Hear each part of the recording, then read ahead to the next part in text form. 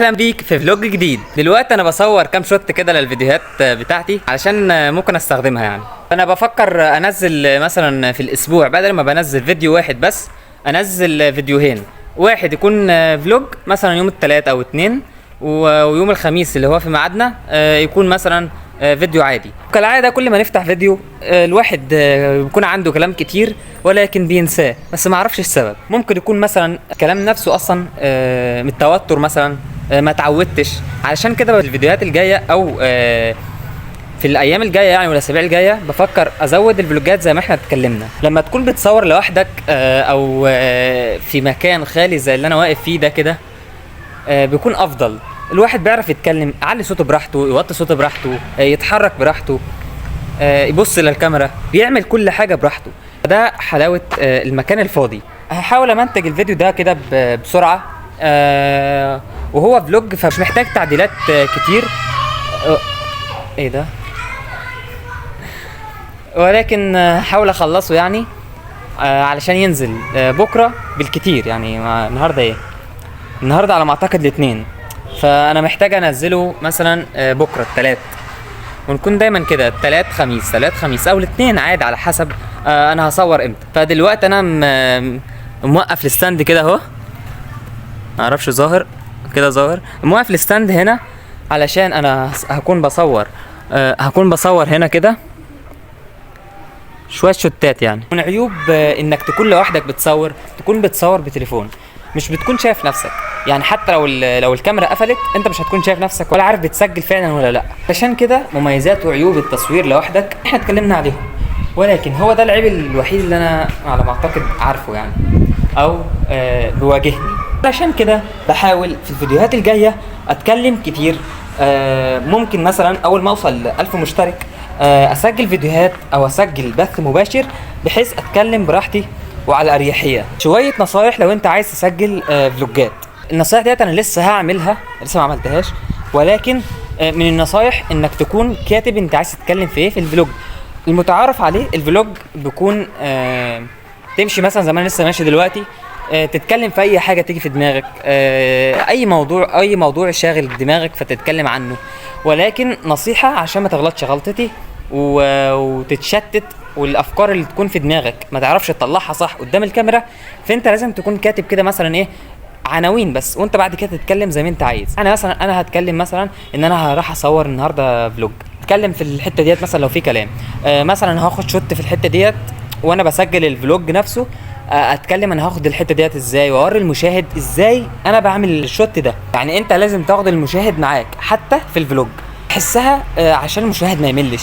انا دلوقتي بدل ما اقول انا هروح اشرب كوبايه قهوه وبس كده، لا، انا اخد المشاهد نفسه وانا بقلب السكر، وانا بحط القهوه لو انت بتحط مثلا سكر بقهوه يعني، وانا بحط القهوه وانا بحطها على النار. ايه الصوت ده؟ ده زي بتاع الروبابيكيا. وانا بحط القهوه تاني بس، وانا بحط القهوه على النار، او بعد ما اطلعها وانا بحطها في الكوبايه. ده كله كده انت بتتكلم وفي نفس الوقت بتاخد المشاهد معاك وانت بتعمل الحاجات دي كلها. انا ايدي وقفت من كتر المسكه دي كده، بس عادي يعني. ايه، نحاول نطلع الفيديو باحسن كواليتي. انا دلوقتي في البيت عند جدي، ربنا يرحمه ويغفر له، ادعوا له بالرحمه. كنا دايما بناكل من الجوافه دي كده. وقت الجوافه اساسا يعتبر كلها بايظه زي ما انتم شايفيني كده. كان ربنا يرحمه جدي مهتم بيها، برشها مثلا، مهتم بيها يعني. كان بتطلع ما شاء الله زي كده، ولكن هنقول مثلا لو دول 3/4 بيبوظ، لا، هو 3/4 بيكون سليم وكويس. فادعوا له بالرحمه وبالمغفرة، ربنا يرحمه يا رب. برضه علشان المشاهد ما يملش ويتفاعل مع الفيديوهات بتاعتك، انك تحط حتة العاطفة في الفيديوهات بتاعتك. يعني مثلا زي ما انا لسه قايل دلوقتي، ربنا يرحم جدي يا رب، ولكن دي حتة عاطفة، ولكن انا قايلها فعلا عشان ربنا يرحمه، مش عشان تكون حتة عاطفة. ولكن انا بديك مثال على اللي انا قلته بس مش اكتر. يعني مثلا شفت الناس اللي بتصور القطة مثلا وهي بتأكلها في الشارع، مثلا بيساعد حد يعدي الشارع، بيعمل اي خير مثلا، اي حاجه فيها عاطفه تحرك المشاعر بتاعت المشاهد علشان يتفاعل معاك ويحب الفيديوهات بتاعتك، فانت لازم تعمل الحاجه دي. نيتك تكون لله طبعا، ولكن انا اقصد عادي ممكن تظهر الحاجه ديت كنصح، وفي نفس الوقت عادي اظهرها في الفيديوهات. انت اظهر العاطفه دايما. انا لسه لحد دلوقتي برضه انا مش عارف هتكلم على ايه الفلوج ده. احنا يعتبر خلصنا اصلا الفلوج وانا بتمشى بس، وكنت عايز اصور وانا رايح البيت مثلا، بس ما اعرفش هيخلص عن ايه بالظبط. ولكن انت لو وصلت لحد هنا فانا بشكرك جدا.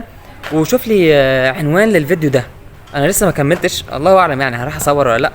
ولكن انت شوف لي عنوان للفيديو ده، لان انا في الفلوجات عموما بواجه صعوبة كبيرة ان احط عنوان ليه وصورة مصغرة كمان. ولكن على ما اعتقد الفيديو ده ممكن يكون فيه صورة مصغرة كويسة يعني. فانت شوف لي عنوان. اشكرك جدا لو وصلت لحد هنا، ويلا كمل الفيديو برضه، مش هقول لك يلا سلام.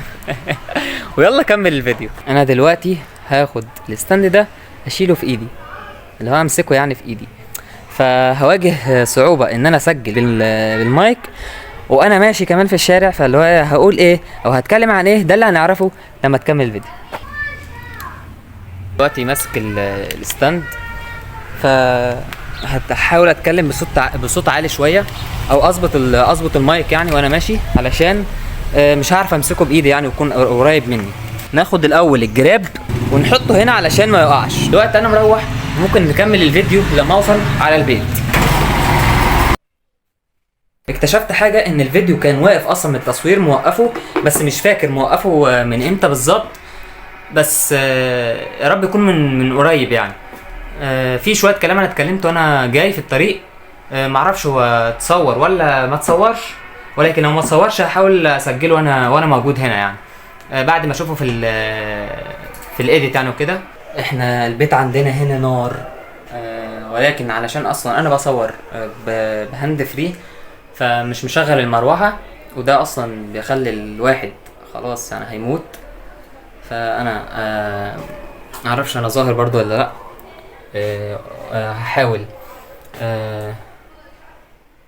احاول اتطور او احسن من نفسي في الفيديوهات الجايه. يا رب الفيديو ده يكون عجبك او استمتعت بيه، وبكده نكون خلصنا فيديو النهارده. مستني كومنت، مستني برضو رايكم في الفيديو وعنوان للفيديو، علشان انا برضو مش هعرف ايه العنوان. وكده نكون خلصنا فيديو النهارده، ونروح نصلي المغرب بقى. بس مع السلامه. سبسكرايب.